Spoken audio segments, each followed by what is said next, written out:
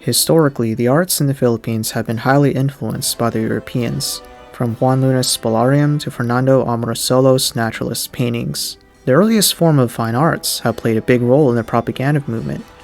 In order to argue a case for independence from Spain, Juan Luna's Spolarium was an influential piece that symbolically dictated the intellectual trajectory of the Philippines until the end of the Industrial Age. He was even symbolically alluded to in the brutal finale of the film General Luna. By the beginning of the 20th century, weaving, carving, and folk performances had been the staple for Filipino art. By the mid-2010s, many groups are cited to use graffiti to express social woes. Students in Philippine universities produced various works exploring socio-political issues, but also celebrate history and culture. In 2017, the organization Art Fair Philippines commissioned social realists to feature their work in exhibitions, which is a little bit surprising to Western audiences since social realism is closely associated with socialist and communist artists during the late 19th century. Of course, with the world coming to a halt because of COVID-19, artistic activities had to be compromised. But people found ways to reach their audience confined indoors. Museums offered virtual and audio tours, like the Pinto Museum, enticing wider audiences. Its wide open spaces are easy for social distancing. Young artists today are continuing this legacy of providing beauty and commentary to their culture. One such artist I interviewed was Katelyn Minoso.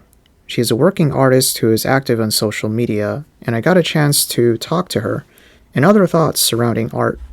What I really do with my art is that most of my inspiration in my artworks stems from my love of the Philippine culture.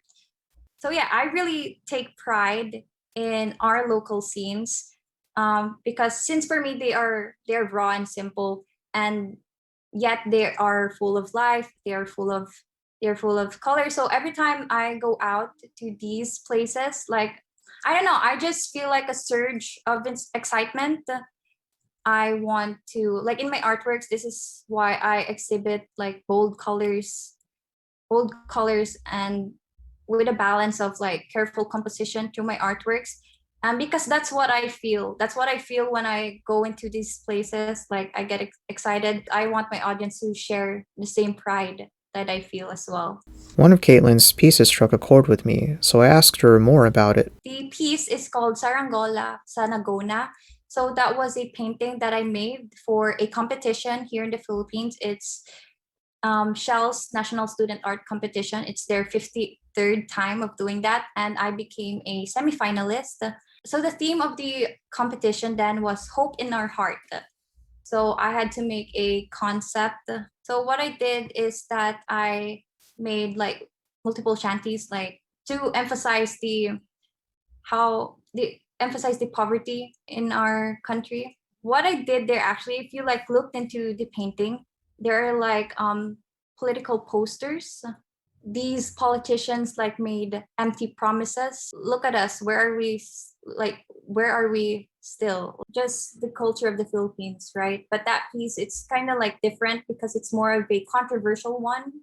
Actually, I think I have like lots of facets of mine because like I also have like lots of ideas. I have lots of like beliefs that I want to share to people that are like controversial. Being an artist, I actually like have a hard time. So that's why I present these beliefs through my paintings. So yeah, I actually do have ideas on working on some pieces that are like political, that are like more on social awareness. It somehow like inspired me to keep on working, to keep on producing art.